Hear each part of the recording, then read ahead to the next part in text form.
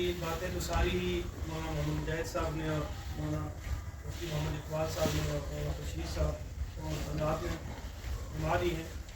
بس میں اب کوئی لمبی چوڑی بات نہیں کروں گا. صرف یہی گزارش ہے کہ میں سب سے پہلے سال کے اس اختتامی مراحل میں اپنے مدرسہ کے اساتذہ کرام کا تہ دل سے شکریہ ادا کرتا ہوں.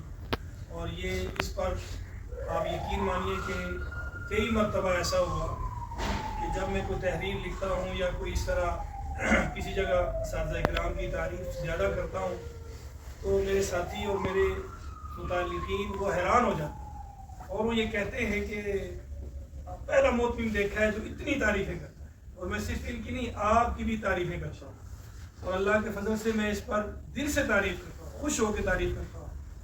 اس لیے کہ ظاہر ہے میں نے 1991 سے بلکہ 90 میں نے پڑھنا شروع کیا, 1990 سے. اب 1990 کہاں اور یہ 2025 گزر گیا. تو آپ یہ اندازہ کریں کتنے سال ہو گئے, 35 سال مجھے اس فیلڈ میں ہو گئے. تو ہم نے بھی خاک چھانی ہے اور اللہ کے فضل سے 3-4 ملکوں میں بھی گیا ہوں, پاکستان کے کونے کونے میں گیا ہوں اور مدارس کو بھی دیکھا ہے, تبلیغی جماعت کو بھی دیکھا ہے اور بھی پھرے ہیں بہت سارا. تو چونکہ جو ہمارے ساتھ بیتی یا ہم نے وقت گزارا, کوشش تھی کہ ہم اس سے بہتری لانے کی کوشش کریں اور کسی حد تک میں نے کوشش بھی کی. اور اس میں نے دیکھا کہ مدارس میں جو ہے اس چیز کا زیادہ خیال نہیں رکھا جاتا کہ محتمم جو ہوتا ہے وہ اس اساتذہ کو زیادہ خوش نہیں رکھتا اور اس میں بہت سارے ان کے مسائل ہوتے ہیں. بہرحال میں یہ باتیں آپ کے سامنے نہیں کرنی چاہیے. میری کوشش تھی کہ جہاں ہم اساتذہ کو خوش کرنے کے لیے کوشش کرتے ہیں اور ان کی تعریف کرتے ہیں وہاں آپ کی بھی تعریف اس لیے کرتے ہیں کہ مجھے آپ سے کوئی گلہ نہیں ہے, کوئی آپ کی شکایت مجھ تک ایسی نہیں پہنچی جس پر میں آپ سے ناراض ہوں. تو بہرحال میں آپ اساتذہ اکرام سے بھی خوش ہوں, آپ سے بھی خوش ہوں. ہمارا یہ سال اللہ کے فضل و کرم سے اور آپ کے تعاون سے اور اساتذہ کی محنت سے بہت اچھا گزرا, بہت اچھا گزرا. اور جن طلباء نے شروع میں گڑبڑ کی اس مرتبہ آپ کے سامنے کم از کم 10 سے 12 طلباء ان کو ہم نے نکال دیا اور ان کا خروج ہوا. کسی کی شکایت موبائل کے استعمال کی تھی, کسی کی اور جو شکایتیں تھیں اس پر. لیکن یہ ہے, یہ بات یاد رکھیں کہ بندہ جو خود ہوتا ہے وہ دوسروں کو اسی نظر سے دیکھتا ہے. جیسا بندہ اندر سے ہوتا ہے نا خود, وہ اسی نظر سے دوسروں کو دیکھتا ہے. آپ سے بھی میری یہی گزارش ہوگی, زندگی کے کسی موقع پر آپ محتمم بنے, ناظم بنے, مدرسہ کے استاد بنے, مسجد کے امام و خطیب بنے یا کسی بھی شعبے میں جائیں, اس دل کو دوسروں کے لیے صاف کریں. جب آپ اپنے اس دل کو دوسروں کے لیے صاف کریں گے تو آپ سب سے پہلے تو خود خوش ہوں گے, پھر اس کے بعد آپ دوسروں کی تعریف کریں گے اور خوشی کا اظہار کریں گے. آپ کے اندر حسد نہیں ہونا چاہیے, آپ کے اندر بغض نہیں ہونا چاہیے, آپ کے اندر کسی کے بارے میں کینہ نہیں ہونا چاہیے.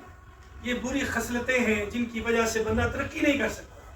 ہم نے اپنے اس فیلڈ میں بھی دیکھا, اس ماحول میں دیکھا کہ وہ علماء جو دوسروں سے حسد کرتے ہیں, وہ علماء جو دوسروں سے بغض رکھتے ہیں یا وہ علماء جو دوسروں سے کینہ رکھتے ہیں, آپ یقین مانیے وہ ترقی نہیں کر سکتے. نہ ان کا معاشرے میں نام ہوتا ہے, نہ ان کا اپنی فیلڈ میں کوئی نام ہوتا ہے.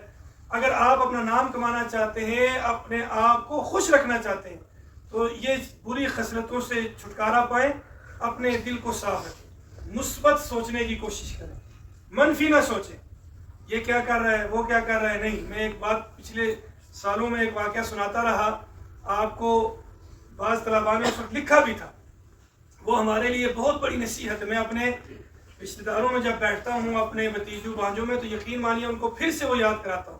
3 باتیں ہمیشہ اپنے پلے باندھیں جو اس واقعے سے میں آپ کو دینا چاہتا ہوں. اور وہ واقعہ یہ ہے کہ ایک شخص تھا جو اپنی بیوی کے ساتھ دور دراز علاقے میں رہتا تھا, جہاں انتہائی غربت کے ساتھ وہ وقت گزار رہے تھے.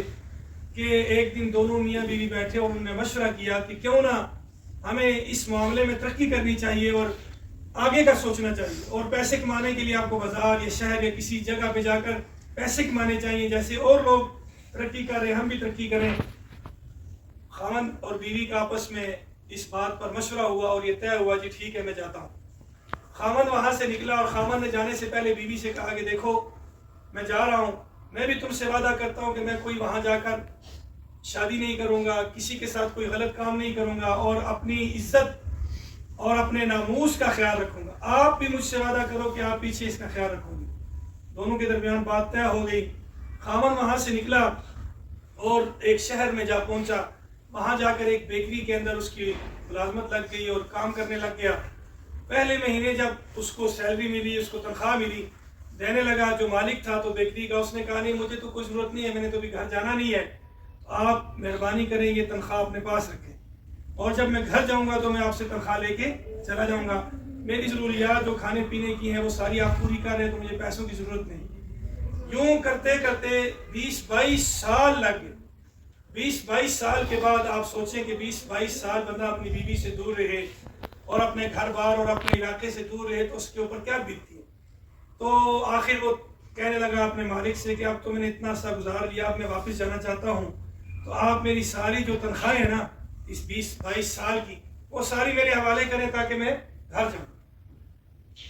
مالک نے کہا کہ ٹھیک ہے، آپ تنخواہ لے کر جانا چاہتے ہو تو لے جاؤ، لیکن اگر آپ تنخواہ چھوڑ دیں تو میں آپ کو 3 نصیحتیں کروں گا۔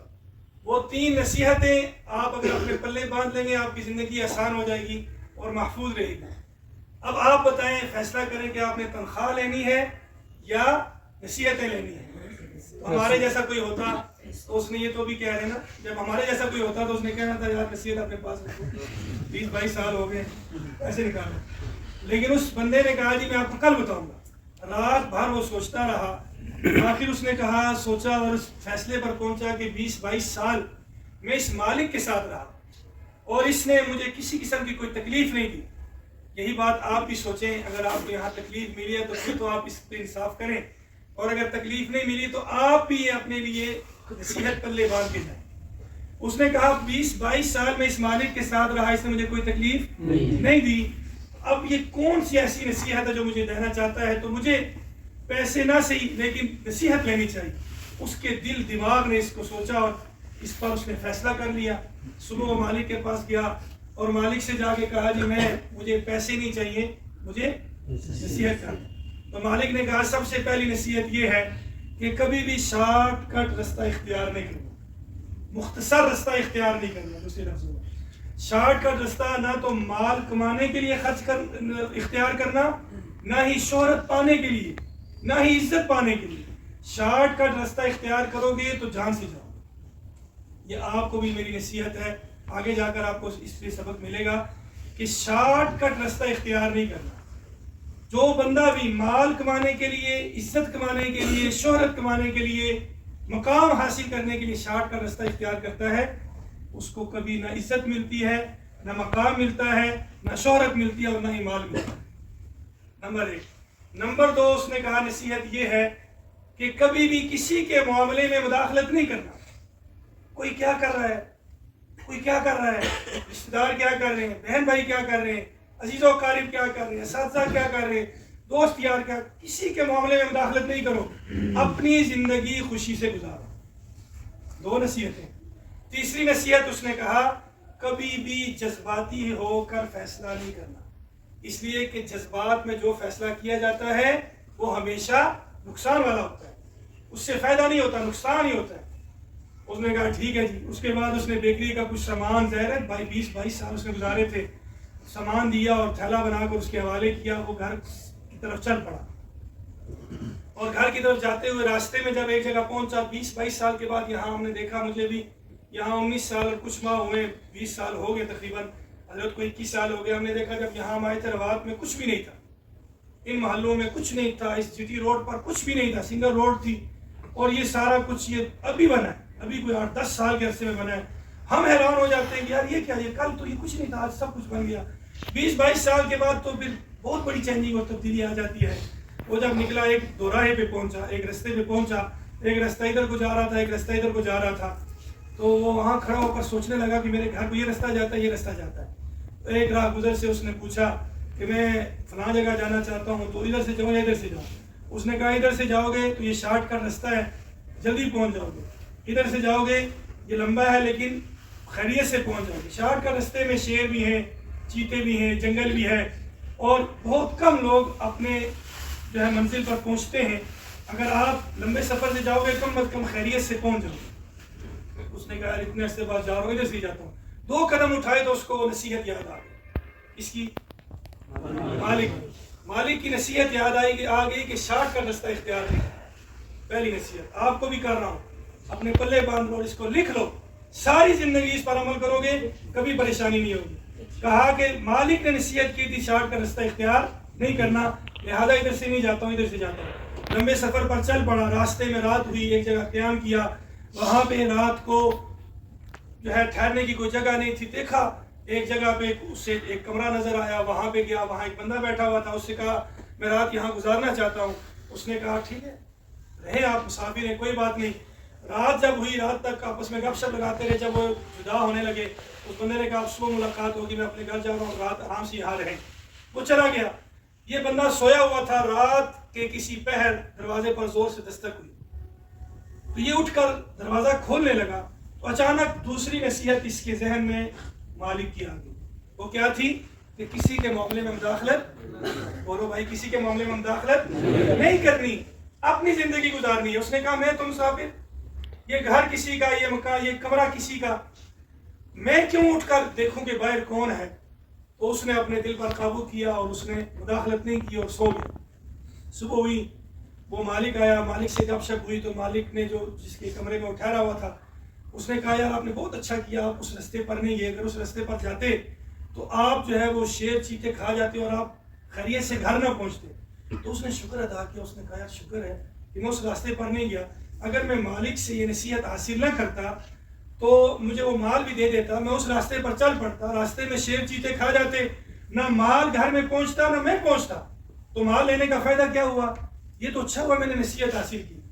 دوسرا اس نے کہا, مالک نے جس کے کمرے میں وہ ٹھہرا ہوا تھا سرائے والا, اس نے کہا کہ یہ بتاؤ کہ رات کو کوئی معاملہ تو نہیں ہوا. اس نے کہا جی رات کو میں سویا ہوا تھا, آرام سے دروازے پر دستک ہوئی تو میں اٹھنے لگا, لیکن مجھے مالک نے نصیحت کی تھی کسی کے معاملے میں مداخلت نہیں کرنی, اس لیے میں نے دروازہ نہیں کھولا. اس نے کہا کہ تو بہت اچھا آپ نے کیا, آپ نے دروازہ نہیں کھولا. ہوتا یہ ہے کہ یہ بھی ایک ویران جگہ ہے اور ایک لمبا راستہ ہے, دور تک کوئی آبادی نہیں ہے, تو رات کو یہاں بھی کوئی جانور, کوئی چیتا, کوئی شیر, کوئی آ کر وہ جو ہے آ کر بندوں کے اوپر حملہ کر دیتا ہے اور راہگزر کو تنگ کرتا ہے. تو آپ نے تو بہت اچھا کیا, آپ نے دروازہ نہیں کھولا. یہ تو آپ نے بہت اچھا کیا کہ آپ نے مالک کی نصیحت کو دیا اور پیسے کو ترجیح نہیں دی, مال کو ترجیح نہیں دی. اس نے اس پر بھی شکر ادا کیا اور کہا یہ تو بہت اچھی بات ہے, اگر میں نصیحت نہ لیتا, مال لے لیتا, اسی راستے پر آتا, تب بھی میں دروازہ کھول دیتا. لیکن مالک نے کہا تھا کسی کے معاملے میں مداخلت نہیں کرنی, میں اس لیے بچ گیا. شکر ہے مال نہیں لیا, میں تو بچ گیا, بیوی خوش ہو جائے گی. خیر یہ جب سفر کرتے کرتے اپنے گھر کے باہر پہنچا تو دروازے پر ابھی تھوڑا دور ہی تھا, دیکھا تو اس کی جو بیوی تھی وہ ایک نوجوان لڑکے کو بوسہ دے رہی تھی. نوجوان ایک لڑکے کو پیار کر رہی تھی. اس کو بڑا غصہ آیا اور اس نے خنجر نکال لیا اور اس نے کہا میں اس کو نہیں چھوڑوں گا, اس نے خیانت کی, میں نے 20-22 سال صبر کیا اور میری بیوی نے صبر نہیں کیا. نوجوان کون ہے, لڑکا کون ہے, میں اس کو نہیں چھوڑتا. لیکن جیسے ہی اس نے 2 قدم اٹھائے اس کو پھر تیسری نصیحت مالک کی یاد آ گئی. وہ کیا تھی کہ جذبات میں کبھی فیصلہ جذباتی ہو کر فیصلہ کرو گے نقصان اٹھاؤ گے. تو اس نے فوراً رک گیا, لیکن ناراض تھا, غصہ اسے بہت تھا. وہاں رک گیا اور وہاں بیٹھا رہا اور سوچتا رہا, اپنے دل کو قابو میں رکھا. تھوڑی دیر کے بعد بیوی باہر نکلی تو بیوی نے دیکھا تو ظاہر ہے 20-22 سال کے بعد ملاقات ہوئی. وہ جا کر اس سے لپٹ گئی اور اس سے جا کر اظہار محبت کیا اور سارا. وہ اس نے کہا پیچھے ہٹ جاؤ, غصے میں تھا ظاہر ہے, اس نے کہا پیچھے ہٹ جاؤ. پیچھے اسے ہٹایا تو اس نے کہا معاملہ کیا ہے, کیوں غصہ کر رہے ہو, 20-22 سال کے بعد آپ آئے اور آپ اب بھی غصہ کر رہے ہو. اس نے کہا کہ چھوڑ دو بس, میں تم سے ناراض ہوں. اس نے کہا کیوں؟ اس نے کہا یہ لڑکا کون ہے؟ اس نے کہا یہ تمہارا بیٹا ہے. اس نے کہا میرا بیٹا کہاں سے آ گیا؟ اس نے کہا جب تم جا رہے تھے اس وقت میں حاملہ تھی اور جب تم چلے گئے پیچھے یہ تمہارا بیٹا ہوا تو یہ تھکا ہارا آیا, میں نے اسے پیار کی, شفقت کیا, شفقت سے پیش آئی, تو یہ تمہارا بیٹا ہے, میرا اور تمہارا بیٹا ہے. اس وقت اس نے اللہ کا شکر ادا کیا اور مالک کا بھی اس نے احسان یاد کیا اور کہا کہ شکر ہے میں نے پیسہ نہیں لیا, مال نہیں لیا, نصیحت لے لی. اگر میں نصیحت نہ لیتا آج میں یہاں پہنچ بھی جاتا, راستے میں رکاوٹیں نہ بھی ہوتی, یہاں پہنچ کر میں بیوی کو قتل کر دیتا, تو پھر مال میرے کسی کام آنے والا نہیں تھا. پھر دونوں خیر وہ بیٹھے, بیٹے کو بھی اٹھایا اور سارے بیٹھے. اس نے کہا سناؤ. اس نے اپنی کارگزاری اس نے پھر بیوی نے کہا کہ جس مقصد کے لیے گئے تھے کوئی وہ مقصد بھی پایا کہ نہیں پایا, کوئی پیسہ بھی لایا کہ نہیں لایا. تو اس نے کہا پیسہ تو نہیں لایا. یہ 3 نصیحتیں تھیں جن 3 نصیحتوں پر عمل کر کے میں خود بھی زندہ سلامت ہوں اور تم بھی زندہ سلامت ہو. چھوڑو باقی زندگی ہم ایسے ہی گزر بسر کریں گے. بیوی نے کہا چھوڑو مال کو, شکر ہے کہ تم زندہ آ گئے اور تم نے مجھے بھی نہیں مارا, میں بھی زندہ ہوں, باقی زندگی دیکھی جائے گی. پھر بیٹھے اور بیٹے کو بھی بلایا اور جب وہ تھیلا کھولا, تھیلے میں سے سارا سامان نکالا تو اس میں 20-22 سال کے ساری تنخواہیں بھی اور وہ پیسہ بھی موجود تھا. اور ان کی زندگی باقی ساری کی ساری خوش و خرم گزری. پیسہ بھی ملا, نصیحت ملی, اس سے اس کی جان بھی بچی اور بیوی کی جان بھی بچی. اس لیے میرے پیارے بچوں, میں آپ سے بھی یہی گزارش کروں گا, یہ 3 نصیحتیں اپنے پلے باندھ لیں. سب سے پہلے میری طرف دیکھیں اور دہرائیں. سب سے پہلی نصیحت کیا ہے؟ مولوی جذباتی ہوتا ہے, وہ شارٹ کا راستہ اختیار کرتا ہے. اس لیے آپ نے جذبات میں نہیں آنا, نہ مال کمانے کے لیے, نہ عزت کمانے کے لیے, نہ شہرت کمانے کے لیے, نہ مقام حاصل کرنے کے لیے. شارٹ کٹ راستہ اختیار نہیں کرنا, سوائے پچھتاوے کے اور کچھ ہاتھ نہیں آئے گا. اور نمبر 2 کیا ہے؟ کسی کے معاملے میں مداخلت. نمبر 3 کیا ہے؟ جذبات کا فیصلہ نہیں کرنا. باقی درجہ خامسہ کے طلباء ہم سے جا رہے ہیں, الوداع ہو رہے ہیں. باقی طلباء نے بھی سال یہاں گزارا. میری طرف سے, ادارے کی طرف سے, ان اساتذہ کی طرف سے اگر کوئی کمی پیشی ہو گئی ہو تو میں بھی آپ سے معذرت خواہ ہوں. خاص کر درجہ خامسہ کے وہ طلباء جنہوں نے یہاں حفظ سے لے کر ابھی خامسہ تک یہاں پڑھا. زندگی میں بہت سارے معاملات آئے ہوں گے میری طرف سے, کبھی سختی ناظم صاحب کی طرف سے اور اساتذہ کی طرف سے, کھانے پینے میں اور معاملے میں. آپ سے گزارش ہے اللہ کی رضا کے لیے ہمیں معاف کریں.